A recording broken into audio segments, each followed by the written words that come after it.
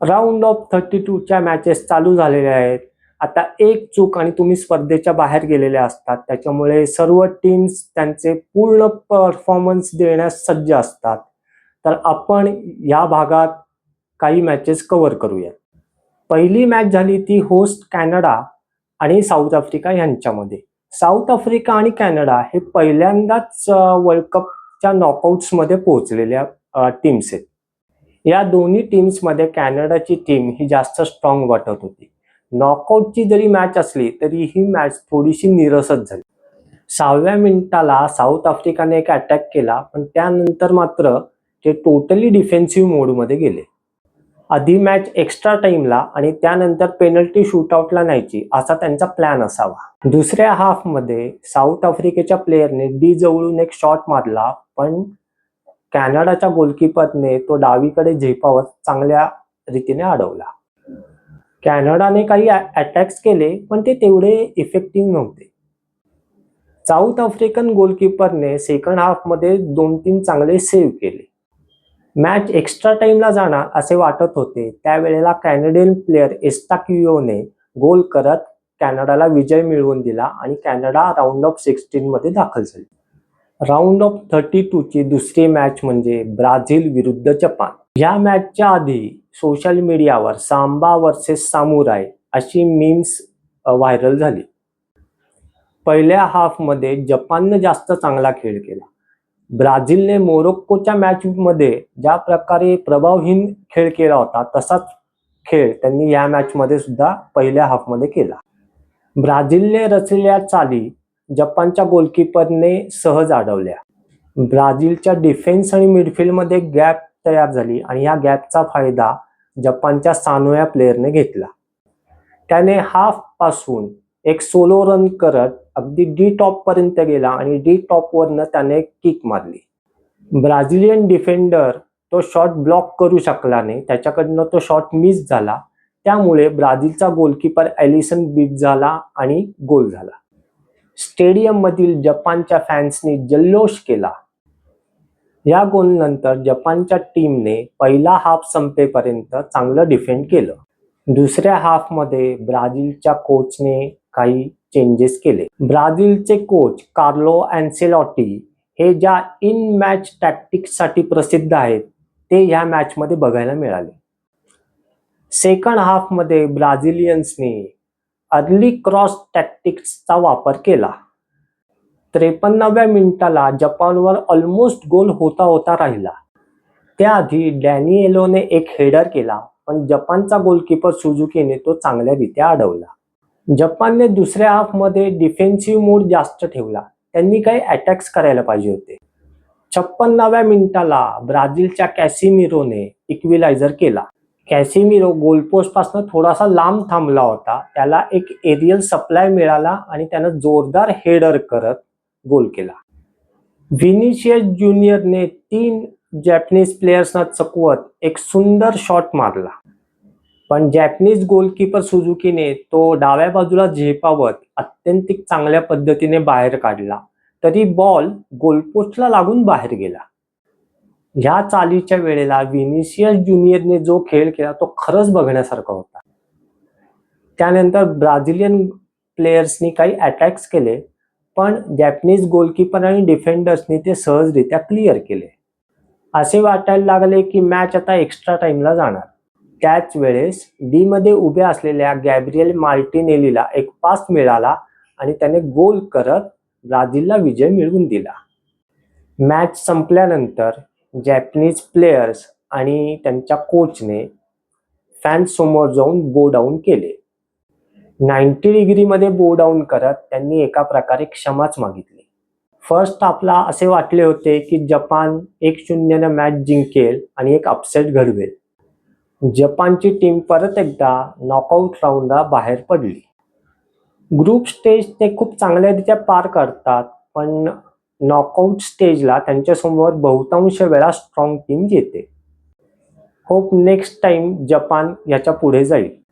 यानंतरची match झाली Germany विरुद्ध पॅराग्वे. असे वाटले होते की जर्मनी ही मॅच सहज जिंकेल आणि पहिली युरोपियन कंट्री होईल जी राऊंड ऑफ 16 मध्ये पोहोचेल. पण नॉकआउट स्टेजची हीच गंमत आहे. आपल्याला जसे वाटते तसे घडेलच याची खात्री देता येत नाही. पहिल्या हाफच्या 42व्या मिनिटाला पॅराग्वेच्या जुलिओ एन्सिसोने गोल करत संघाला आघाडी मिळवून दिली. उजव्या बाजूने एक एरियल क्रॉस आला आणि पेनल्टी एरियामध्ये उभ्या असलेल्या एन्सिसोने एक चांगला हेडर करत बॉल नेटमध्ये धाडला. त्यानंतर दुसऱ्या हाफच्या 54व्या मिनिटाला जर्मनीच्या हॅवर्टने इक्विलायझर केला. त्याला हाफच्या अलीकडून एक चांगला एरियल सप्लाय मिळाला आणि त्यानं फ्लिक हेडर करत बॉल गोलमध्ये टाकला. त्यानंतर थोड्या वेळातच हॅवर्टने अजून एक ट्राय केला, पण या वेळेला मात्र पॅराग्वेच्या गोलकीपरने त्याचा तो हेडर चांगल्यारीत्या अडवला. मॅच एक्स्ट्रा टाइममध्ये गेली. एक्स्ट्रा टाइममध्ये जर्मनीचा एक गोल डिसअलाउड करण्यात आला. जर्मनीला एक कॉर्नर किक मिळाली होती. त्या किकवर पेनल्टी एरियामध्ये उभ्या असणाऱ्या टाह या जर्मनीच्या प्लेयरने हेडर करत गोल केला.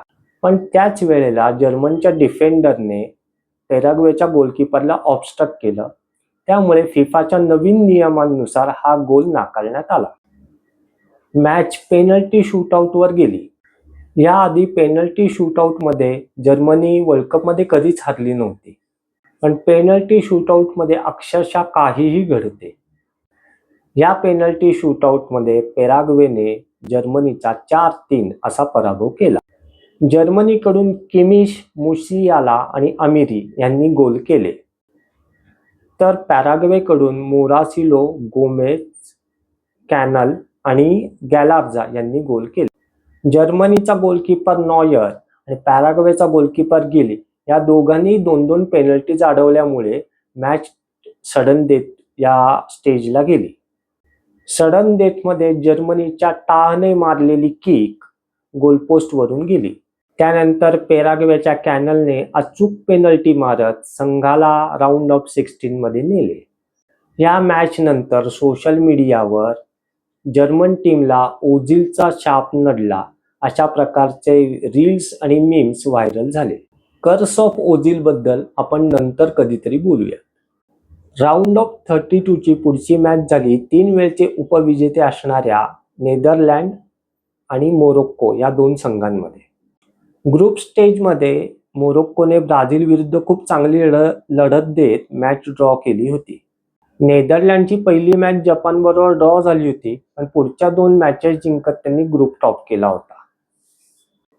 पहिल्या हाफमध्ये मोरोक्कन प्लेयर्सने खूप चांगले शॉट्स मारले, पण नेदरलँडच्या गोलकीपरने ते चांगल्यारीत्या अडवले.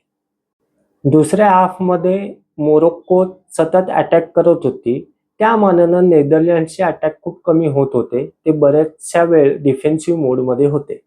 मॅचच्या 72व्या मिनिटाला नेदरलँडच्या समरविलेच्या असिस्टवर गॅप्कोने गोल केला. या गोल नंतर गॅप्को खूप इमोशनल झाला, कारण 2च दिवसापूर्वी त्याच्या होणाऱ्या बाळाचे गर्भाशयातच निधन झाले होते. गोल झाल्यानंतर त्याच्या डोळ्यातून घळाघळा अश्रू वाहत होते. आता नेदरलँड राऊंड ऑफ 16 मध्ये जाणार असे वाटू लागले होते, पण शेवटच्या व्हिसलपर्यंत काय होईल याची काहीच खात्री देता येत नाही, हे परत एकदा सिद्ध झाले. ॲडिशनल टाइममध्ये मोरोक्कोच्या इसा दिओपेने गोल करत मॅच बरोबरीत आणली. मोरोक्कन फॅन्सनी प्रचंड मोठा जल्लोष केला. एक्स्ट्रा टाइममध्ये एक ही बरोबरी कायम राहिली आणि मॅच पेनल्टी शूटआउटवर गेली. पेनल्टी शूटआउटची सुरुवात मोरोक्कोसाठी खराब झाली, कारण की नेदरलँडच्या प्लेयरने गोल केला, तर मोरोक्कन प्लेयरने गोलपोस्टच्या वरून किक मारली. त्यानंतर नेदरलँडच्या क्लायवर्टचा शॉट गोलपोस्टला लागला. त्यानंतर नेदरलँडच्या गोलकीपरने मोरोक्कन प्लेयरची पेनल्टी ऑलमोस्ट अडवली होती, पण त्याच्या पायाला लागूनच बॉल गोलपोस्टमध्ये गेला. मोरोक्कन गोलकीपर यासिन बोनोने नेदरलँडच्या समरविलीची किक अडवून मोरोक्कोला लीड मिळवून दिला. त्यानंतर मोरोक्कोच्या सायबारीने फायनल किकवर पेनल्टी मारत संघाला विजय मिळवून दिला. या पेनल्टी शूटआउटमध्ये मोरोक्कोने नेदरलँडचा 3-2 असा पराभव केला. मागील वर्ल्ड कपमध्ये मोरोक्कोने स्पेनचा नॉकआउट्समध्ये असाच पेनल्टी शूटआउटवर पराभव केला होता. त्यावेळेला सुद्धा त्यांचा गोलकीपर यासिन बोनो हाच होता. नेदरलँडचे एक रेकॉर्ड मात्र अनबीटन राहिले. 2010 पासनं ते एकही मॅच रेग्युलर टाइम मध्ये हरलेले नाहीये. याआधी 2006च्या वर्ल्ड कप मध्ये ते पोर्तुगाल विरुद्ध 1-0 असे रेग्युलर टाइम मध्ये हरले होते. पेनल्टी शूटआउट मध्ये प्लेयर्सच्या मानसिकतेचा कस लागलेला दिसतो. पेनल्टी किक दिसताना खूप सोपी दिसते, पण जेवढं सोपं दिसतं तेवढंच ते प्रचंड अवघड आहे. गोलकीपर गेस करत असतो की प्लेयर कुठल्या साईडला किक मारणार आणि प्लेयर गेस करत असतो की गोलकीपर कुठल्या साईडला डाईव्ह मारणार. 1-on-1 सिच्युएशन असते आणि तुमची एक किक सामना फिरवू शकते. जो या स्टेजला मेंटल टफनेस दाखवतो तो संघ सामना जिंकतो. आता उर्वरित राऊंड ऑफ 32च्या मॅचेस बद्दल पुढील भागात बोलूया. तर हा एपिसोड आपल्याला कसा वाटला हे कमेंटमध्ये लिहून जरूर कळवा. लाईक करा, सबस्क्राईब करा आणि जास्तीत जास्त शेअर करा. धन्यवाद.